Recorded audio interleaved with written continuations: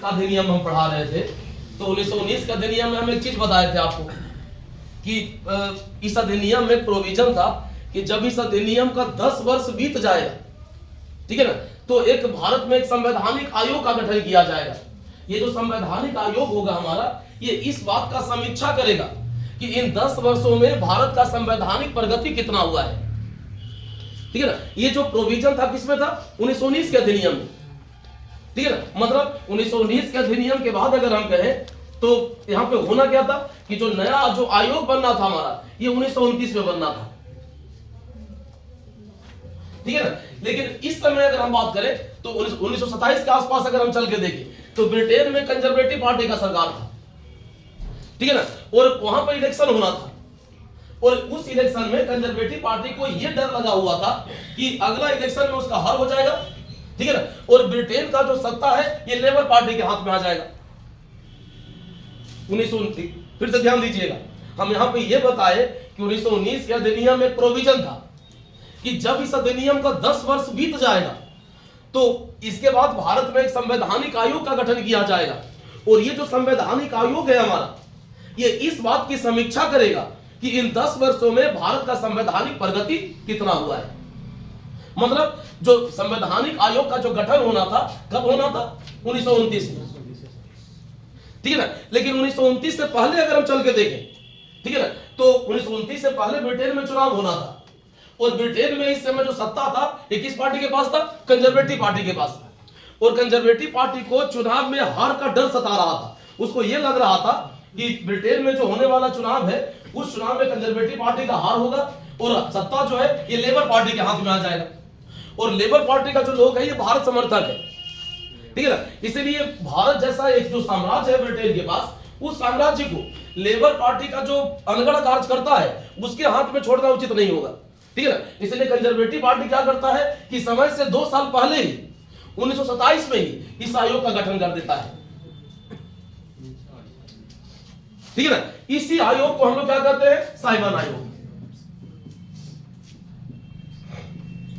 इस साइमन आयोग का अगर हम बात करें तो साइमन आयोग में कुल 7 मेंबर था, और सातों का सातों अंग्रेज, ठीक है ना। देखिए यहां पे होना यह था कि भाई 10 वर्ष में भारत का संवैधानिक प्रगति कितना हुआ है, या 1919 के अधिनियम के बाद भारत में संवैधानिक प्रगति कितना हुआ है, इस बात का समीक्षा करना है, ठीक है ना।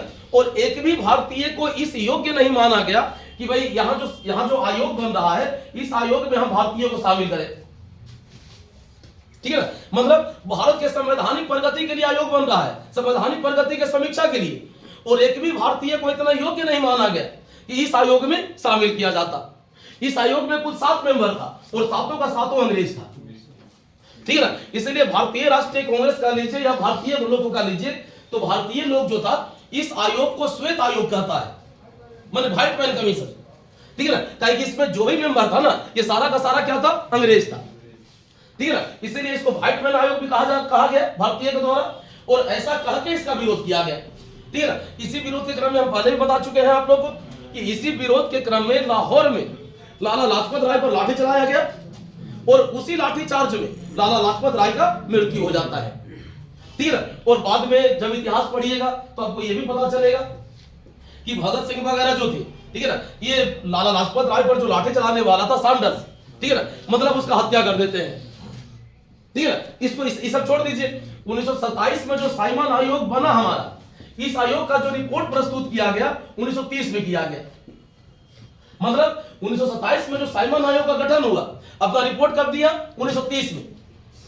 1930 में जब इसका रिपोर्ट प्रस्तुत हुआ, इसी रिपोर्ट पर विचार करने के लिए ब्रिटेन में या लंदन में कह लीजिए 3 गोलमेज सम्मेलन का आयोजन होता है, ठीक है ना। जिसमें से अगर इतिहास पढ़िएगा तो आप लोग को यही पता चलेगा कि पहला और तीसरा इसमें कांग्रेस पार्टिसिपेट नहीं किया था, लेकिन दूसरा गोलमेज सम्मेलन में कांग्रेस हमारा भाग लिया था, और कांग्रेस के प्रतिनिधि के तौर पर महात्मा गांधी शामिल हुए थे। और सबसे बड़ा चीज तो ये कि यहां जो 3 गोलमेज सम्मेलन हुआ, इसी गोलमेज सम्मेलन में जो निष्कर्ष निकल के आया, इसी निष्कर्ष के आधार पर 1935 का अधिनियम पारित होता है। मतलब साइमन आयोग का रिपोर्ट था, उस रिपोर्ट पर विचार कहां हुआ? गोलमेज सम्मेलन में, राउंड टेबल कॉन्फ्रेंस कहते हैं अंग्रेजी में इसको। और इस गोलमेज सम्मेलन में जो निष्कर्ष निकल के आया, इसी निष्कर्ष के आधार पर, ठीक है ना, 1935 का अधिनियम हमारा पारित हुआ था। अगर हम 1935 का अधिनियम का बात करें तो 1935 का जो अधिनियम है हमारा, इसको एक लंबा चौड़ा दस्तावेज कहा जाता है, ठीक है ना। और जहां तक भारत के संविधान का सवाल रह गया, तो भारत के संविधान में जो अधिकांश प्रावधान है हमारा, ठीक है ना, ये भारत शासन अधिनियम 1935 से लिया गया है, ठीक है ना। एक लंबा चौड़ा दस्तावेज था। तो ऐसा कहने के पीछे हमारा मकसद ये भी होता है कि यहां जो अधिनियम बना, इस अधिनियम में 321 धारा और 10 अनुसूची था। और आपका जो संविधान लागू हुआ 26 जनवरी 1950 को, ठीक है ना, उसमें 395 अनुच्छेद और 8 अनुसूची था, ठीक है ना। तो कहने का मतलब ये कि भाई अब अगर हम भारत शासन अधिनियम 1935 का बात करते हैं, तो भारत शासन अधिनियम 1935 एक लंबा चौड़ा दस्तावेज था और इसी दस्तावेज का अधिकांश प्रोविजन, ठीक है ना, हमारे संविधान में शामिल किया गया है। मतलब कहने का मतलब ये कि हमारे संविधान पर अगर किसी का सबसे ज्यादा प्रभाव पड़ा है तो किसका पड़ा है? 1935 के अधिनियम का, ठीक है ना। अब सबसे बड़ा चीज तो ये कि 1935 के अधिनियम में प्रोविजन क्या क्या था। तो सबसे पहला चीज देखिए, अगर हम ब्रिटिश शासनकाल का बात करें तो ब्रिटिश शासनकाल में भारत में 2 तरह का क्षेत्र था। एक क्षेत्र जहां पे सीधे सीधे ब्रिटिश सरकार का हुकूमत था, ठीक है ना, इसको हम ब्रिटिश भारत का प्रांत कहते थे। मतलब यहां पे शासन कौन कर रहा था? गवर्नर। और दूसरा जो क्षेत्र था हमारा, इसको हम देसी रियासत कहते थे। देसी रियासत कहने का मतलब जिस क्षेत्र पर राजा महाराजा का शासन है, ठीक है ना। तो कहने का मतलब ये कि 1935 का जो अधिनियम पारित हुआ उस समय अगर हम बात करें तो भारत में 2 तरह का क्षेत्र है। एक को हम ब्रिटिश प्रांत कहते हैं, मतलब जहां पे सीधे सीधे ब्रिटिश सरकार का हुकूमत है, और दूसरा को हम लोग देसी रियासत कहते हैं, जहां पे देसी राजा महाराजा शासन कर रहा है। इस अधिनियम का सबसे बड़ा विशेषता यह था कि भाई इसमें ब्रिटिश भारत के प्रांत और देसी रियासत दोनों को मिला के एक संघ का गठन किया गया। मतलब अगर हम भारत का बात करें तो ब्रिटिश शासन के द्वारा जितना भी दस्तावेज प्रस्तुत किया गया, उस दस्तावेज में पहला बार, ठीक है ना, ब्रिटिश भारत और देसी रियासत दोनों को मिला के एक संघ का निर्माण किया गया, ठीक है ना। ये इस अधिनियम का खास विशेषता। अब यहां पे सवाल पूछा जाएगा आपसे कि भाई इस संघ में कौन कौन शामिल था। तो संघ में 2 कैटेगरी शामिल था हमारा, ब्रिटिश भारत और देसी रियासत, ठीक है ना। अब अगर हम बात करें यहां से आगे बढ़ के, तो जैसे 1919 का अधिनियम पढ़ रहे थे आप, तो 1919 के अधिनियम में क्या बताए थे कि प्रांत में द्वैत शासन लागू किया गया। मतलब जो प्रशासन का जो विषय होता है, उस प्रशासन के विषय को 2 सूची में बांटा गया था, संघ सूची और राज सूची। और राज सूची के विषय को फिर से 2 भाग में बांटा गया था, आरक्षित और आंतरिक।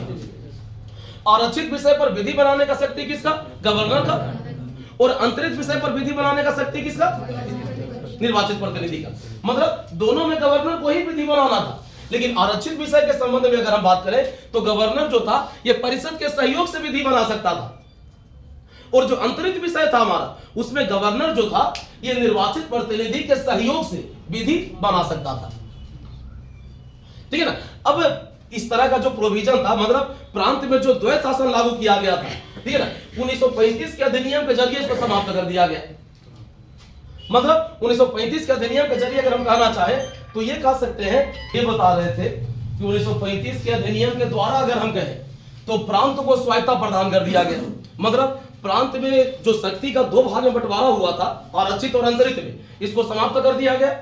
और विधि बनाने का जो शक्ति था ये गवर्नर को दे दिया गया।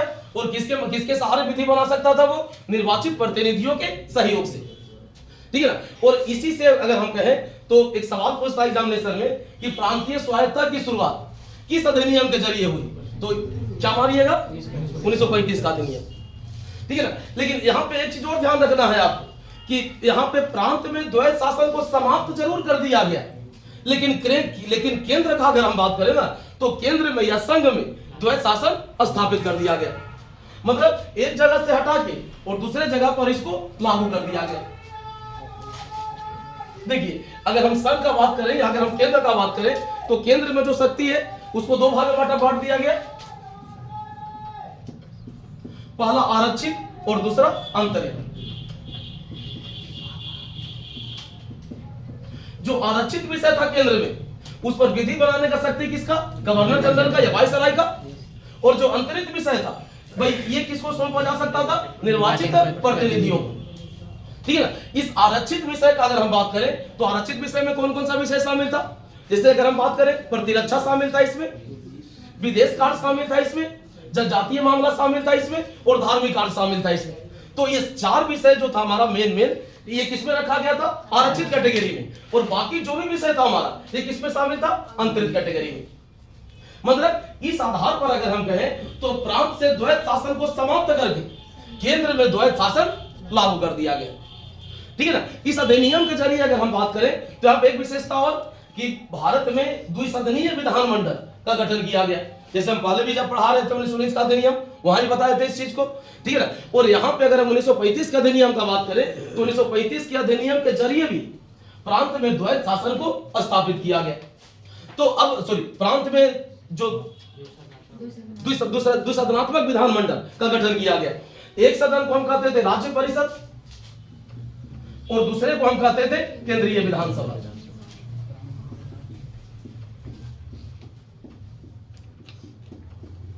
अगर हम केंद्रीय विधानसभा का बात करें तो केंद्रीय विधानसभा में कुल 375 मेंबर हो सकता था। कितना हो सकता था? 375। इस 375 मेंबर में से 250 मेंबर प्रांतों के द्वारा निर्वाचित होना था। ठीक है ना। और 125 मेंबर का अगर हम बात करें तो जो देशी रियासत का शासक था उसके द्वारा मनोनीत किया जाना था। मतलब केंद्रीय विधानमंडल में जो सदस्य का संख्या तय किया गया, कितना तय किया गया? 375। इस 375 सदस्य में से 250 सदस्य ब्रिटिश भारत के प्रांत के द्वारा और 125 सदस्य देशी रियासत के शासकों के द्वारा मनोनीत किया जाना था। अगर हम राज्य परिषद का बात करें तो इस राज्य परिषद में जो सदस्य का संख्या रखा गया ये था 260। इस 260 मेंबर में से अगर हम देखें तो 156 मेंबर ब्रिटिश भारत के प्रांत के द्वारा निर्वाचित होना था और 104 मेंबर देशी रियासत के शासकों के द्वारा मनोनीत किया जाना था। मतलब वो चाहे हमारा केंद्रीय विधानसभा हो चाहे हमारा राज्य परिषद हो, दोनों जगह देशी रियासत को प्रतिनिधित्व दिया गया। ठीक है। हम कह रहे हैं कि एक संघ का निर्माण हुआ और संघ का निर्माण किसको किसको मिला के हुआ? तो ब्रिटिश भारत को मिला के और देशी रियासत को मिला के। अब अगर देशी रियासत को अगर हम भारतीय संघ में शामिल किए हैं तो जो केंद्रीय विधानमंडल है हमारा, उस केंद्रीय विधानमंडल में इसको प्रतिनिधित्व देना पड़ेगा और यही प्रतिनिधित्व दिया गया यहाँ पे। अगर हम केंद्रीय विधानसभा का बात करें तो 125 सदस्य और अगर हम राज्य परिषद का बात करें तो 104 सदस्य। ठीक है ना। एक लंबा चौड़ा प्रतिनिधित्व दिया गया यहाँ पे जो देशी रियासत था हमारा। ठीक है ना। और ऊपर से अगर हम बात करें तो एक चीज यहाँ पे अगर आप आगे बढ़ के देखिएगा तो राज्य परिषद और केंद्रीय विधानसभा, केंद्र का 2 सदन। ठीक है ना। इस समय अगर हम भारत का बात करें तो भारत में कुल 11 प्रांत था। ठीक है ना। उस 11 प्रांत में से 6 प्रांत में जो विधानमंडल बनाया गया ये 2 सदन वाला था और बाकी जो प्रांत होगा हमारा वहां जो विधानमंडल बनेगा उसका केवल 1 सदन होगा। जैसे आप आज भी अगर अपने संविधान को पढ़िएगा या आज भी अपनी व्यवस्था को देखिएगा तो 6 प्रांत हमारे पास आज के डेट में ऐसा है जहां पे विधानमंडल 2 सदन वाला है। जैसे आपका बिहार हो गया, आपका उत्तर प्रदेश हो गया, आपका महाराष्ट्र हो गया, आपका कर्नाटक हो जाएगा, आपका आंध्र प्रदेश और तेलंगाना। यहाँ जो राज्य विधानमंडल है 2 सदन वाला है और बाकी प्रांत का अगर हम बात करें तो जो विधानमंडल है उसमें 1 सदन है। ठीक है ना। तो इसी तरह का प्रोविजन यहां भी रखा गया कि 11 प्रांत में से 6 प्रांत में जो विधानमंडल होगा ये 2 सदन वाला होगा और बाकी जो प्रांत है हमारा उसमें विधानमंडल का 1 सदन होगा। ठीक है ना। अब ये 6 राज्य कौन कौन था? तो हमारा बंगाल था, असम था, बिहार था, संयुक्त प्रांत था, मद्रास था और बंबई था। 6 स्टेट हुआ। ठीक है ना। ये 6 प्रांत में जो विधानमंडल बना ये 2 सदन वाला और बाकी जो प्रांत है हमारा वहां जो विधानमंडल बना 1 सदन वाला। ठीक है ना। इस अधिनियम में अगर हम आगे चल के देखें और क्या हुआ इसमें तो इसी अधिनियम के जरिए उड़ीसा को बिहार से अलग कर दिया गया। मतलब बिहार और उड़ीसा को अगर कहीं अलग किया गया तो भारत शासन अधिनियम 1935 के जरिए हुआ। ठीक है ना। और 1935 के अधिनियम के आधार पर अगर हम बात करें तो भारत में 2 नया प्रांत, एक उड़ीसा और दूसरा सिंध, मतलब 2 नया प्रांत का निर्माण किया गया। इसी अधिनियम के जरिए अगर हम बात करें तो म्यांमार जो है हमारा, उस म्यांमार को भारत से अलग कर दिया गया। तो म्यांमार को भारत से अलग भी किया गया 1935 के अधिनियम के आधार पर, ठीक है ना। इसके अतिरिक्त अगर हम बात करें तो इस अधिनियम में एक खास विशेषता ये कि भाई प्रशासन का जो विषय होता है उस विषय को 3 सूची में बांटा गया, संघ सूची, राज्य सूची और संवर्ती सूची। संघ सूची के संबंध में विधि बनाने का शक्ति किसके पास? संघ के पास। राज्य सूची के विषय में विधि बनाने का शक्ति किसके पास? राज्य के पास। और संवर्ती सूची के संबंध में विधि बनाने का शक्ति दोनों के पास, ठीक है ना। इसके अतिरिक्त अगर हम देखें तो एक विषय होता है हमारा जिसको हम कहते हैं अवशिष्ट शक्ति।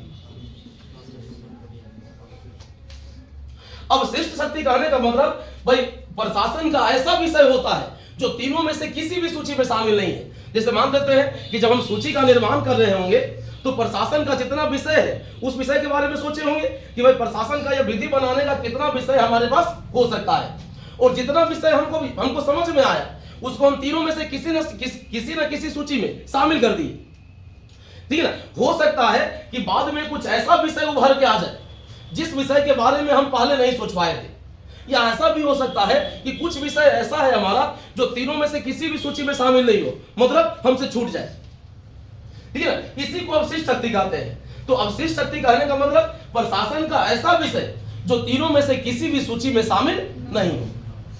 और अगर हम अवशिष्ट शक्ति के बारे में बात करें तो अवशिष्ट शक्ति पर विधि बनाने का जो शक्ति था ये किसको दिया गया? गवर्नर जनरल को। अगर आप भारत के संविधान को पढ़िएगा तो भारत के संविधान में भी शक्ति का विभाजन 3 कैटेगरी में हुआ, 3 भाग में हुआ, संघ सूची, राज्य सूची और संवर्ती सूची, ठीक है ना। और इसके अतिरिक्त अवशिष्ट शक्ति भी होता है हमारे यहाँ। और अवशिष्ट शक्ति पर अगर हम वर्तमान में बात करें तो विधि बनाने का शक्ति किसके पास होता है? संसद के पास। लेकिन 1935 का जो अधिनियम बना हमारा, इसमें विधि बनाने का शक्ति किसके पास था? गवर्नर जनरल के पास। मतलब यहाँ पे गवर्नर जनरल को यह तय करना था कि भाई जो नया विषय जो है हमारा, जो अवशिष्ट विषय है हमारा, उस विषय पर विधि किसको बनाना चाहिए? संघ को बनाना चाहिए या फिर राज्य को बनाना चाहिए? यह निर्णय करने का अधिकार किसको दिया गया? गवर्नर जनरल को, ठीक है ना। ऊपर से सबसे बड़ा चीज तो ये कि हम यहाँ पे आपको ये बता रहे हैं कि 1935 के अधिनियम के जरिए भारत को एक संघ के रूप में ढाला गया। और जब भारत को एक संघ के रूप में ढाला जाएगा, ठीक है ना, तो संघ के सेवा में भर्ती के लिए लोक सेवा आयोग भी चाहिए हमको, ठीक है ना। तो यहाँ पे अगर हम कहें तो संघ लोक सेवा आयोग या संयुक्त लोक सेवा आयोग, इसके गठन का प्रावधान भी किया गया, ठीक है ना। 1935 के अधिनियम के जरिए भारत को संघ बनाया गया। तो मौद्रिक नीति पर नियंत्रण के लिए एक रिजर्व बैंक ऑफ इंडिया भी चाहिए हमको, ठीक है ना। इस रिजर्व बैंक ऑफ इंडिया का भी गठन यहीं से किया गया, ठीक है ना। ऊपर से अगर हम बात करें तो हम ये कह रहे हैं कि भाई 1935 के अधिनियम के जरिए हम भारत को क्या कर रहे हैं? एक संघ के रूप में ढाल रहे हैं। और जब इसको हम संघ के रूप में ढालेंगे तो नेचुरल है कि भाई यहाँ पे और भी जो कुछ चीज चाहिए हमको, ठीक है ना। मतलब एक फेडरल न्यायालय चाहिए हमको, एक संघीय न्यायालय चाहिए हमको, ठीक है ना। और इसी अधिनियम के जरिए अगर हम कहें तो संघीय न्यायालय के गठन का प्रावधान किया गया। लेकिन संघीय न्यायालय को हम सर्वोच्च न्यायालय नहीं कह सकते थे, कहे कि संघीय न्यायालय को सर्वोच्च न्यायालय हम तब कहते जब ये अपील का सर्वोच्च न्यायालय होता। जैसे आज के डेट में अगर हम बात करें तो हमारा जो सुप्रीम कोर्ट है ये अपील का सर्वोच्च न्यायालय है। मतलब सुप्रीम कोर्ट के निर्णय पर आप अपील नहीं कर सकते हैं। एक राष्ट्रपति को क्षमादान का शक्ति दिया गया, कुछ हो रहा है। तो सबसे बड़ा चीज क्या है कि जो परिसंघ व्यवस्था है हमारा, उस परिसंघ व्यवस्था के अनुरूप जो भी संगठन हो सकता था उस संगठन का स्थापना हुआ, ठीक है ना। जैसे फेडरल न्यायालय का स्थापना हुआ, ठीक है ना। तो फेडरल न्यायालय की स्थापना के बारे में अगर हम बात करें तो हम ये कह रहे हैं कि ये हमारे सुप्रीम कोर्ट के समान नहीं था, क्योंकि हमारा जो सुप्रीम कोर्ट है ना ये अपील का सर्वोच्च न्यायालय है। मतलब हमारे यहाँ कोई ऐसा न्यायालय है ही नहीं जिस न्यायालय में सुप्रीम कोर्ट के निर्णय पर अपील किया जा सके। बस एक तरह से कह लीजिए कि भाई न्यायालय से अगर कोई त्रुटि हुआ है, न्यायालय से अगर कोई गलती हुआ है, उस गलती को दूर करने के लिए हम क्षमादान का शक्ति प्रदान किए हैं किसको? राष्ट्रपति को, ठीक है ना। लेकिन फिर भी अगर हम कहें ना तो हमारा जो सुप्रीम कोर्ट है आज के डेट में ये अपील का सर्वोच्च न्यायालय है। लेकिन सबसे बड़ा चीज तो ये कि 1935 के अधिनियम के आधार पर जो फेडरल न्यायालय का स्थापना होना था, इसके निर्णय पर अपील इंग्लैंड के प्रीवी काउंसिल में किया जा सकता था। मतलब ये अपील का सर्वोच्च न्यायालय नहीं था। फिर भी अगर हम कहें तो इसके पास 3 तरह का अधिकार था। ठीक है, पहला प्रारंभिक अधिकारिता, दूसरा अपीलीय अधिकारिता और तीसरा परामर्शी अधिकारिता। मतलब अब प्रारंभिक अधिकारिता कहने का मतलब संघ और राज्य के बीच अगर कोई विवाद उत्पन्न हो रहा है या दो से अधिक राज्य के बीच कोई विवाद उत्पन्न हो रहा है, उस विवाद को निपटाने का क्षमता किसके पास होगा? सुप्रीम कोर्ट के पास। जैसे आज के डेट में हमारा जो सुप्रीम कोर्ट है इसको अधिकार दिया गया ना, तो इस तरह का जो अधिकार आज हम सुप्रीम कोर्ट को दिए हैं, इस तरह का अधिकार यहाँ भी फेडरल कोर्ट को था, माने परिसंघ न्यायालय को था। लेकिन फिर भी अगर हम कहें तो परिसंघ न्यायालय जो था ये अपील का सर्वोच्च न्यायालय नहीं था। ठीक है ना, मतलब कहने का मतलब ये कि जिस तरह का व्यवस्था आज हम सुप्रीम कोर्ट में बनाए हैं ना, उस तरह का व्यवस्था यहाँ पे नहीं था।